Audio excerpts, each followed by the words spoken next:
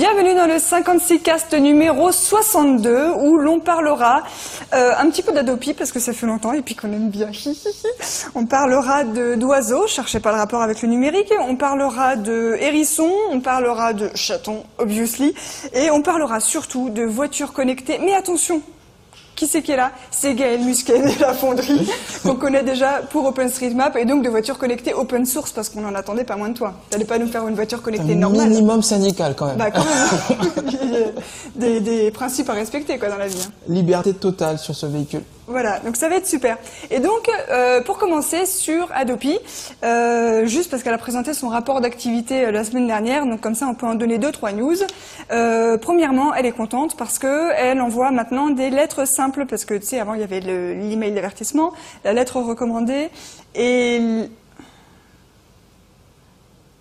Ben, la lettre de coupure, la convocation. Et la convocation au tribunal, c'est ça? Oh punaise. Et elle a décidé d'insérer entre le mail d'avertissement et la lettre recommandée. Avant, elle avait fait un deuxième mail d'avertissement, mais maintenant, elle envoie des lettres simples, donc pas recommandées. Tu la reçois à ta maison sur papier, ça fait un petit peu officiel et ça impressionne plus les gens qu'un deuxième email d'avertissement.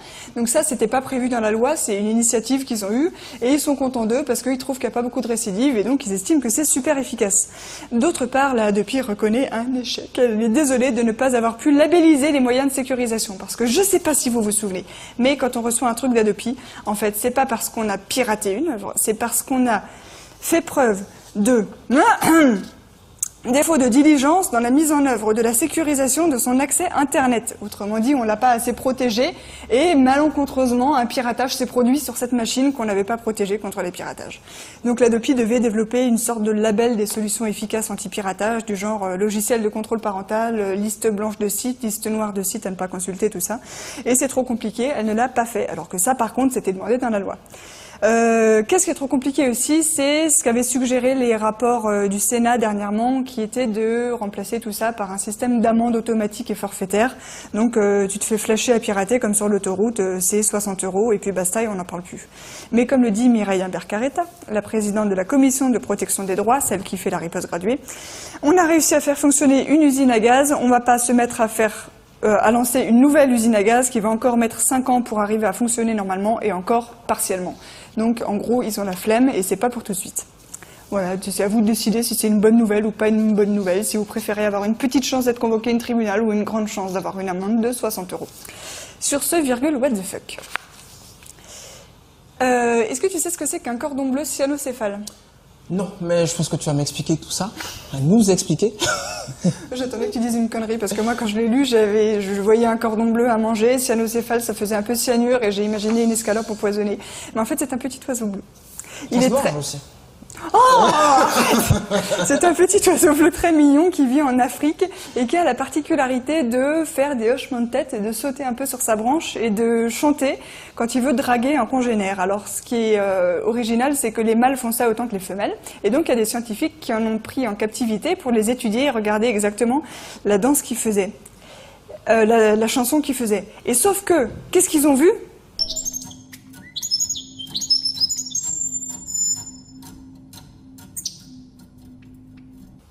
Eh bien, il danse aussi. Si vous n'avez rien vu, c'est normal, c'est parce qu'il danse beaucoup trop vite pour que vous le voyiez à l'œil nu. Donc là, on le passe au ralenti. Ou très ralenti.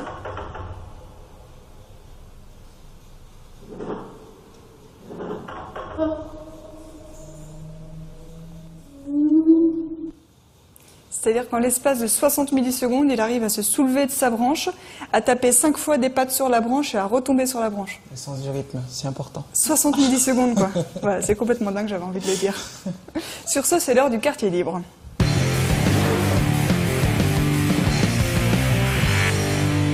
Donc Gaël, quand tu n'es pas sur OpenStreetMap, ou même peut-être que tu fais les deux en même temps, tu travailles à la Fonderie, qui est une agence, c'est écrit sur ton t-shirt, une agence publique numérique de l'Île-de-France. Et vous faites des projets de tarés du genre des voitures. Par exemple, donc c'est entre autres. Alors, à l'agence régionale numérique, c'est un organisme associé de la région. L'objectif, c'est de montrer comment le numérique permettrait d'améliorer la voiture de maintenant, d'être un peu en avance de phase, mais pas trop. On ne parle pas de la voiture de 2020, même si ça y contribue. Mais voilà, on a un parc de véhicules existants. Comment on améliore avec le numérique le quotidien des personnes qui prennent la voiture pour aller d'un point A à un point B. améliorer la navigation routière. Donc là, on voit très bien le lien avec OpenStreetMap. Améliorer sa consommation de carburant. Donc récupérer les données du moteur, par exemple. Donc, toutes les voitures depuis 2001, quand elles sont essence, 2003, quand elles sont diesel, sont équipées d'un petit port. C'est obligatoire dans l'Union européenne, justement pour combattre les gaz à effet de serre. Confère l'affaire Volkswagen, etc., qui permet de récupérer les informations. C'est ce truc-là qu'ils ont truqué chez Volkswagen. C'est ça, qu'on pourrait récupérer les grandeurs et toutes les données issues du moteur. Et donc si on avait nous-mêmes les résultats de ce port... un aller-retour chez ma belle-mère, pour moi, c'est... Voilà. Par exemple, je prends un exemple de toujours ma belle-mère. Un aller-retour chez ma belle-mère, c'est 12 kg de CO2 émis.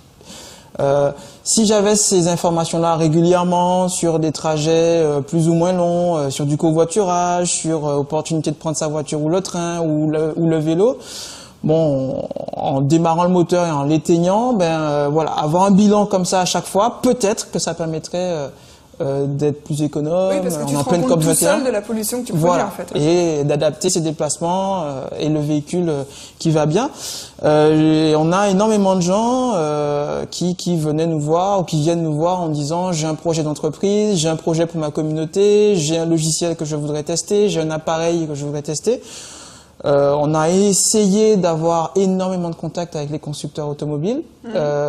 Certains nous ont répondu, d'autres pas. Et de toutes ces idées, de tous ces échanges, est née la Fondrica, qui est notre proto libre. Donc libre pour nous, c'est qu'il utilise du logiciel libre, il utilise des standards libres. Le W3C par exemple a énormément travaillé sur ce que c'est le web dans la voiture. Donc c'est entre autres un des standards qu'on va utiliser. L'onboard diagnostic c'en est un autre, le buscan c'en est un autre. Open Data. Ouais. Donc on a posé des capteurs, on a un téléphone qui mesure en permanence, qui prend des photos. Et pourquoi c'est important que ça soit libre dans une voiture en fait? Alors, c'est important que ce soit libre parce que pour nous, ce sont les fondamentaux qui ont fait le succès du web. Quand on regarde toutes les entreprises aujourd'hui qui ont pignon sur rue, quand on regarde toutes les entreprises qui ont pignon sur rue, pignon sur web, elles ont bâti leurs services, leurs plateformes, leurs produits sur du logiciel libre, massivement. Ce sont vraiment, ces logiciels-là, ces standards-là, ces matériels sont vraiment les bases du succès de ce qu'est le web et ce que sont aussi ces grandes entreprises du web. Il n'y a pas de raison que la voiture y échappe. Et ce vers quoi l'on... Si c'est là que se font les innovations dans la technologie maintenant, il faudrait y apporter le logiciel libre aussi. Donc faire rentrer le web dans la voiture, pour nous c'est quoi? C'est utiliser du logiciel et évidemment du matériel libre, autant que faire se peut, pour que les développeurs qui ne sont pas forcément des électrotechniciens, qui ne sont pas des mécaniciens, qui ne sont pas des électriciens, puissent juste avoir à interroger via des API, via des petites requêtes, via leur navigateur, les informations de la voiture ou en envoyer aussi à ce véhicule-là. Et pour que ce soit accessible, il faut que ce soit fait dans des standards, dans des protocoles les plus ouverts, les plus documentés, les plus courants possibles. Donc il y a beaucoup de projets qui existent déjà, Tizen, Google a ses projets, Apple a ses projets, Genivi, qui est l'alliance du logiciel libre pour les constructeurs automobiles, a aussi des projets. Il y a déjà une alliance du logiciel libre. Ça s'appelle Genivi, qui n'est pas très connu. Et c'est un peu notre rôle en tant que collectivité de dire voilà l'état de l'art de ce qui se fait en logiciel libre dans les véhicules. Voilà ce qui se fait en matériel libre. Et ces briques-là mises bout à bout permettent, par exemple, j'ai une maman qui m'a dit ma plus grosse phobie, c'est d'oublier mon enfant à l'arrière de ma voiture.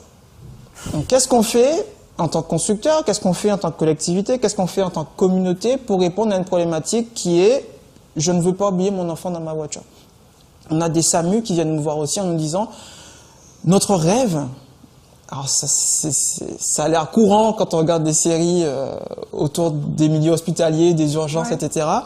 Mais le rêve de beaucoup de SAMU, c'est d'avoir les constantes du patient qui est transporté dans l'ambulance directement à l'hôpital. Déjà à l'hôpital? Parce que c'est pas possible actuellement. C'est un peu de la science-fiction. On a quelques projets innovants qui permettent juste de localiser les ambulances, c'est déjà pas mal.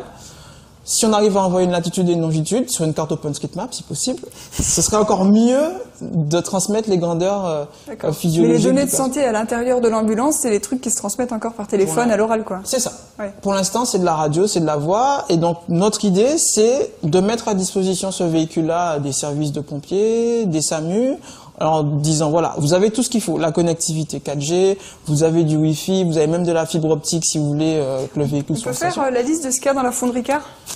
On peut y aller. Alors, à l'intérieur, tu veux que je fais? Oui, vas-y, tu le fais, je te pose des questions quand je comprends pas. C'est parfait. Alors, pour déjà faire tourner tout ça, il faut de l'énergie. Donc, sur le toit, un panneau solaire 200 watts pour alimenter l'ensemble des équipements électriques. On a 4 serveurs open hardware et open source. Donc, qui sont open hardware. Donc, la carte électronique est documentée. Donc, une Minoboard, une Raspberry Pi qui est pas totalement libre, mais qui est très utilisée. Une Olinuxino qui est fabriquée en Bulgarie et une BeagleBone Black. Pourquoi il en faut 4? Parce que les développeurs, ce sont les 4 plateformes les plus courantes. Alors, la Minoboard, c'est un serveur x86, donc qui est commune au PC qu'on utilise au quotidien. Donc, le développeur qui pourrait utiliser ce serveur-là n'a pas portage à faire sur une autre infrastructure qui est l'ARM. Voilà. Quoi. Donc, il suffit juste qu'il ramène sa carte SD, il la flash, il met dans la petite carte et le système d'exploitation se lance en fonction du processeur pour lequel il est fait. Donc, ces 4 serveurs open hardware peuvent être copiés, modifiés, remixés, sauf pour la Raspberry Pi, mais les 3 autres peuvent être copiés, dupliqués. On a un cœur réseau, c'est une carte réseau qui accepte de la fibre optique, qui accepte un câble Ethernet, qui accepte du Wi-Fi et de la 4G, une carte SIM qui nous est fournie par un partenaire qui s'appelle Orange, et un moniteur cardiaque fourni par Mindray qui permet de simuler une ambulance en fait. Donc, il mesure le rythme cardiaque, le pouls, donc la saturation, les contractions du diaphragme, donc des poumons. Et il l'envoie au réseau pour l'envoyer à l'hôpital. À travers le réseau, sécurisé, on fait SSH, etc. On voit ça comme on peut avec le protocole HL7, qui est un standard utilisé dans l'industrie médicale. On a des modules SDR, donc de la radio logicielle. Donc on peut écouter dans cette voiture tout ce qui se passe entre 0 MHz et 1 giga-7. Donc dedans on peut... C'est la fréquence de qui ça par exemple? Alors, entre 0 et 1 giga-7, on a beaucoup de gens. On a les ouvertures de portes qui sont en 433 ou 868 MHz, donc fréquence radio. On a la bande FM, on a la TNT. En fait, c'est des clés TNT qu'on détourne pour pouvoir recevoir aussi l'ADSB des avions, donc qui est le protocole utilisé par les avions pour l'anti-collision. Donc dessus, on a la position. C'est quoi l'intérêt pour une voiture là? Alors, l'intérêt, pour l'instant, il y a énormément de passionnés de radioamateurs qui utilisent de plus en plus la radio logicielle parce que ça rend accessible à quelques dizaines de dollars tout le spectre radio. L'intérêt pour nous, par exemple, c'est de voir quelles interactions une voiture peut avoir avec un avion. Donc, à savoir, par exemple, est-ce que mon avion est en train d'atterrir, décoller, est-ce qu'il y a des probabilités qu'il soit en retard, est-ce que je suis un SAMU, un avion est en détresse, par exemple, ou émet un message de secours. Même chose pour les bateaux, l'AIS, donc 162 MHz. Donc les bateaux, pareil, pour l'anticollision, émettent leur position, le type de marchandises qu'ils transportent, leur cap, leur vitesse. Pareil, un bateau en détresse, on serait capable d'intercepter ces trames-là et les transmettre à un service de secours, par exemple. C'est super complet, en fait. C'est vraiment pour nous un kit de développement. Donc il faut que le développeur qui veut reproduire ce véhicule-là, qui veut prendre une partie des briques open source et open hardware qu'on a réussi à assembler, puisse récupérer, on est en train d'ouvrir le GitHub, l'ensemble du matériel qu'on a mis à bord du véhicule, l'ensemble des logiciels qu'on a utilisés, on n'en a pas développé, mais brique par brique, en les assemblant, on arrive à faire des services. Vous les faites fonctionner ensemble. On les fait fonctionner ensemble. L'idée aussi, c'est de prêter ce véhicule-là. Il y a des gens qui n'ont pas forcément les moyens de s'acheter une voiture. Donc, c'est-à-dire qu'on la prête 2 jours à des pompiers. C'est-à-dire que vous, la fonderie, vous prêteriez des véhicules. Oui. D'accord. Par exemple, la communauté OpenStreetMap à laquelle j'appartiens, on utilise un smartphone qui est ventousé à la vitre pour faire un peu un Street View-like avec Mapiari, par exemple. Ah oui, donc vous prenez des photos toutes les 2 secondes. Par pare-brise. Et ensuite, elles sont assemblées. Ça contribue donc à un projet qui s'appelle Mapiari, qui est notre société, un projet qui s'appelle OpenSFM, Open Structure from Motion, qui permet de reconstituer le paysage en 3 dimensions à partir de séquences photos. Donc on fait avancer les travaux de communauté, un bien commun logiciel, un bien commun matériel, un bien commun aussi au niveau des standards, pour que derrière, quels que soient les interlocuteurs qu'ont les constructeurs automobiles, les communautés d'utilisateurs, les communautés de covoitureurs, les transporteurs en commun par exemple, toutes ces communautés-là puissent s'emparer un peu de toutes ces briques-là et voir comment on arrive à innover tout de suite, pas en 2020 ou en 2050, hein, on se projette beaucoup en ce moment avec la COP21. Voilà, il y a des petites choses simples à faire maintenant. Oui, on n'en est pas au véhicule autonome, quoi. Là, voilà, c'est juste de l'amélioration de... Mais on peut déjà faire énormément de choses. Et vous avez un truc sur les rétroviseurs aussi, c'était un capteur de quoi déjà? Alors en fait c'est une toute petite puce qui est un ESP8266 qui est fabriqué par Espressif. J'adore quand tu donnes le nom des modèles. C'est pour que les gens s'en souviennent.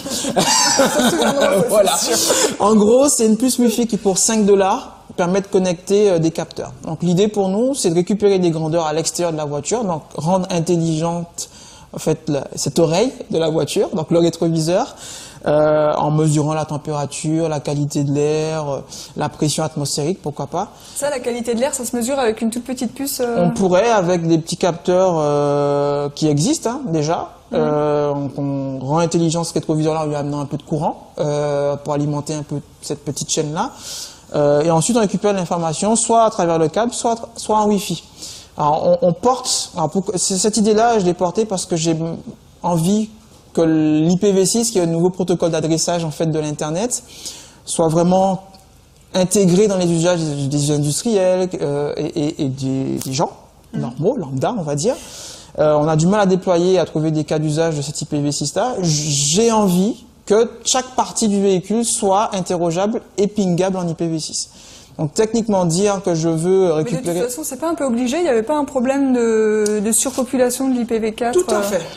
Tout à fait. Et là, on essaie... Moi, je pensais que c'était un peu systématique, que tous les nouveaux trucs qui se passent... C'est pas systématique, parce que comme on arrive à NAT, et en fait, on crée un réseau local dans le véhicule, beaucoup de personnes contournent le manque d'IPv4 comme ça. Donc, ils créent un réseau local qui est ensuite relié à une adresse IP publique. C'est ce que font les opérateurs téléphoniques, d'ailleurs. Ils ont une IP publique qui dessert 10, 100, 1000, 2000 téléphones. Nous, on veut aller beaucoup plus loin que ça, donc on n'a pas d'IPv6 à travers la 4G de notre opérateur. On crée un tunnel dans lequel on fait rentrer en fait cet IPv6 et on déploie sur chacun des capteurs, quand c'est possible, cette adresse-là qui nous permet d'interroger à distance les grandeurs dans le véhicule.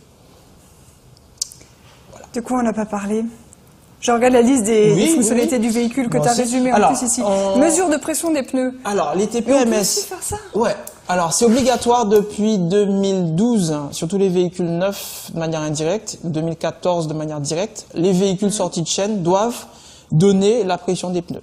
C'est une des premières causes d'accident et d'éclatement de pneus, c'est que les pneus soient mal gonflés, surgonflés. C'est-à-dire la donner par une mesure interne à l'intérieur de la voiture. En fait, dans la valve, tout à fait. Sans aller mesurer. Sans aller mesurer, donc descendre du véhicule. Dans la valve, on a à l'arrière, en fait, dans la jante, un petit capteur tout plat de cette taille-là qui mesure en permanence la température parfois, mais surtout la pression du pneu.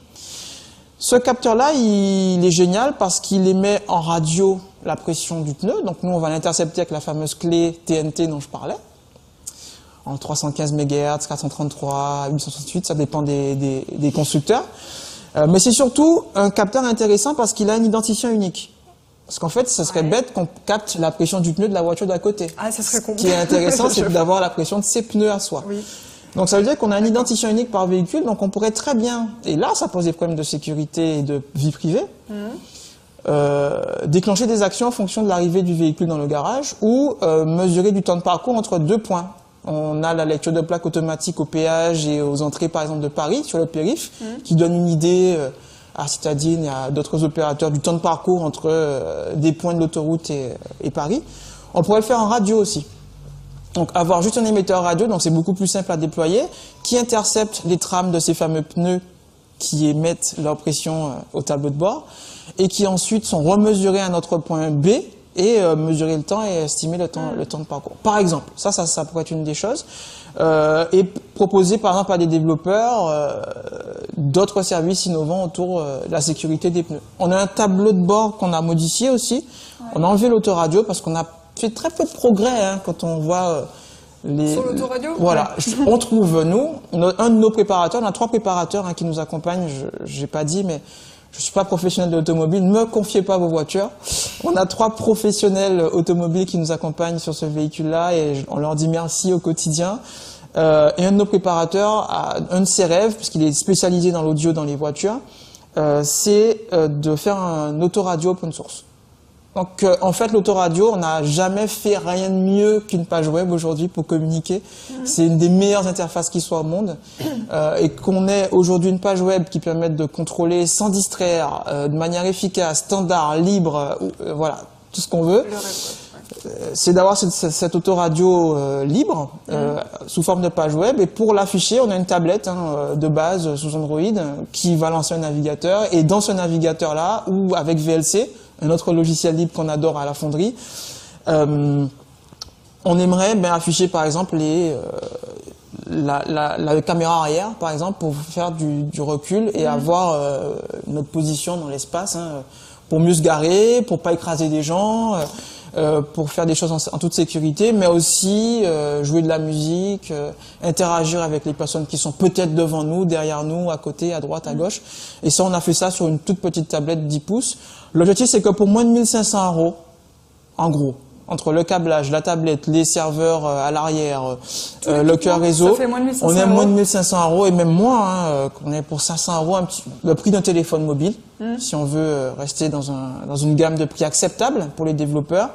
On a un kit de développement et que des collégiens, des lycéens, des universitaires, des ingénieurs, que sais-je, demain puissent avoir un kit de départ pour pouvoir hacker la voiture.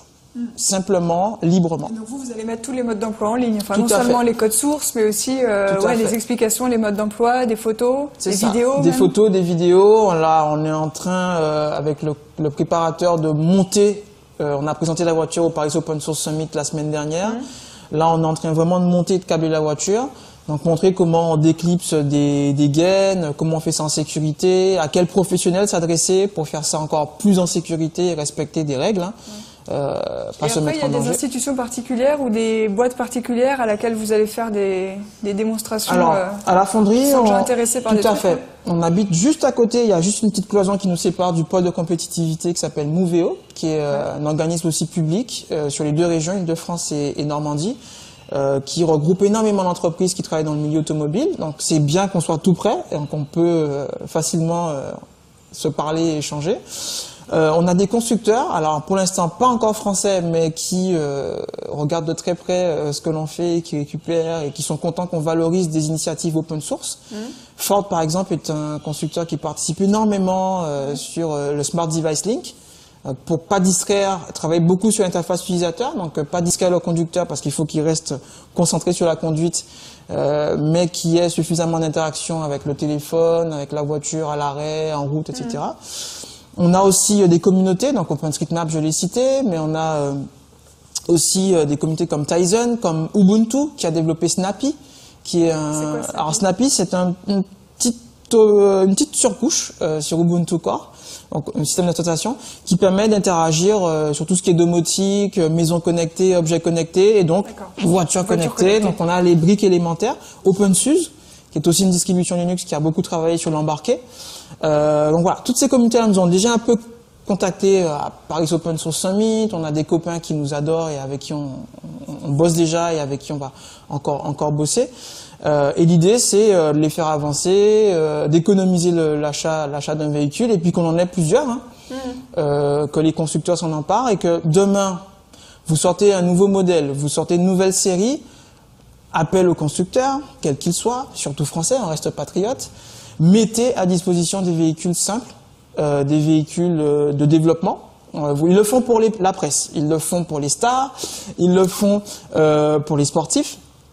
Donc mettez à disposition des véhicules pour les développeurs. On a énormément de Fab Labs énormément de hackerspace qui seraient ravis de recevoir des véhicules à stresser, à tester, à hacker, à améliorer, parce que l'objectif de tout ça, c'est être un peu plus en sécurité, respecter la vie privée, respecter les standards. Oui, parce que les voitures connectées qui se développent actuellement en modèle propriétaire fermé collectent énormément de données privées sur les utilisateurs qui, après, revendues à des assurances, par exemple, on imagine ce que ça peut donner. Tout à fait. Donc là, le but, c'est à la fois de les libérer, de savoir exactement ce qui se passe dans la voiture, de plus se faire tromper comme chez certaines marques avec leurs émissions de CO2, et puis d'en avoir le contrôle, qu'elle soit... Tout à fait. C'est vraiment de s'approprier un objet qui est utilisé par des millions de personnes au quotidien, dont beaucoup ont envie d'améliorer le quotidien, ne pas oublier son enfant à l'arrière, mieux se garer. Oui, et pour l'enfant à l'arrière, donc c'est quoi la solution par exemple? Alors, j'en sais rien. On va peut-être mettre une balance sur les sièges. Non, mais c'est ce qui est génial, c'est que il y a plein de possibilités. On peut mesurer le CO2 de la voiture, voir comment il évolue. S'il est à l'arrêt depuis 5-10 minutes et que le CO2 augmente, c'est qu'il y a quelqu'un qui est dedans. S'il y a du bruit à l'intérieur et que ça a l'air d'être dans un spectre particulier, c'est que c'est un enfant qui pleure. Peut-être qu'il pleure pas, mais voilà, il respire. Le poids, on pourrait très bien mettre des balances sous le siège auto. Balances dans les sièges. Voilà, par exemple, et voir le différentiel de poids, et le véhicule à l'arrêt, il n'a pas changé de poids. Donc c'est que t'as pas déchargé. Il y a un souci. La ceinture du bébé est encore attachée alors qu'il est plus dans le siège. Enfin, il y en a plein de choses comme ça qui pourraient être utilisées et déployées. Mais pour les déployer, il faut des choses simples, pas trop chères, un peu ce qui a fait le succès d'Arduino, ce qui a fait le succès de Raspberry, où certains industriels ont même été dépassés par le succès de ces cartes libres, mais qui ont démocratisé les usages, le numérique, la hackabilité de certains composants. Et c'est ce qu'on essaie de faire avec la voiture aussi. C'est super. Bah écoute, j'espère que ça va changer à votre échelle, en tout cas que ça va amorcer le mouvement et qu'on va avoir... parce qu'elle donne super envie ta voiture quand même. J'ai réussi à faire rêver des filles qui veulent maintenant faire des petits tours avec nous, faire des essais. J'aurais jamais imaginé, j'aurais pensé à une Tesla, une BMW, mais il y a des gens qui nous ont appelés, qui nous ont dit on a envie de faire un tour et c'est génial. Avec un Citroën Nemo, faire rêver, c'est pour nous un gros succès. Je vais bien faire un tour aussi dans votre voiture. Voilà. Ok, merci beaucoup Gaël. Merci et on passe au potager du web.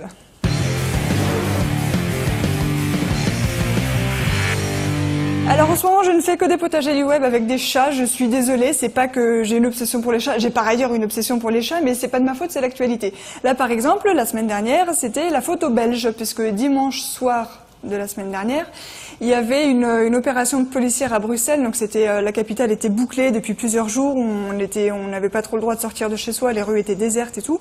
Et il y a eu une grosse opération policière. Ils ont fait des perquisitions. Et la police fédérale belge avait tweeté par sécurité, il faut un silence radio sur les médias sociaux. La presse et les gens, arrêtez de tweeter la position des flics dans les rues parce que ça va donner des indices aux éventuels terroristes.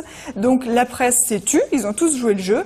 Et le grand public, au lieu de se taire, a remplacé en fait ces tweets de panique sur l'opération par des tweets de chatons où ils espéraient donc déjà détendre l'ambiance un petit peu parce que les chatons ça fait toujours du bien dans ce genre d'ambiance, et deuxièmement ils se disaient que comme ça si les terroristes cherchent Bruxelles lockdown, le mot-clé de la ville bouclée, et ben ils trouveraient que des photos de chatons et pas la position des flics, et comme ça les emmerderait bien, et puis les flics gagneraient à la fin, et puis les gentils auraient triomphé, et la guerre serait gagnée, tout ça. Et voilà, donc il y a les petites images de chats qui passent en ce moment. Franchement, merci les Belges, on s'est bien marrés. Et même l'Office de tourisme a joué le jeu en envoyant une équipe vidéo dans le centre-ville. Et ils ont dit, nous avons rencontré quelques habitants souriants, touristes enthousiastes qui ont osé sortir de chez eux, et aussi un nombre suspect de chats. Ben voyons. Et ils ont voulu montrer leur soutien à la capitale et la façon dont elle a géré la crise avec une ode surréaliste de 20 secondes à Bruxelles. C'est ça.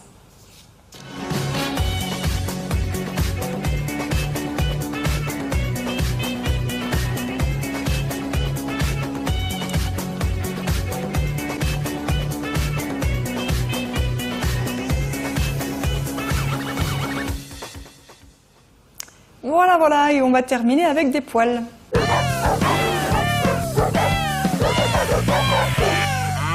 C'est une vidéo des Afriki Patulgasti Gevesi African Pygmy Hedgehogs. C'est donc un refuge en Serbie qui élève des hérissons pygmées africains. Si vous avez compris ce que je viens de dire et que vous arrivez à taper ce nom sur Facebook, ils ont une page avec des milliards de photos mignonnes de hérissons et cette vidéo.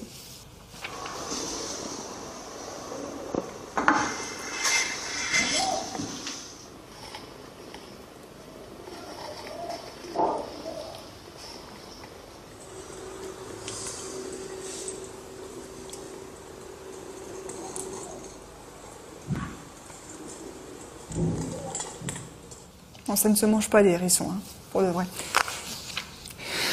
Tout se mange. Merci Gaël. À la prochaine fois. Merci. En voiture peut-être. J'espère aussi.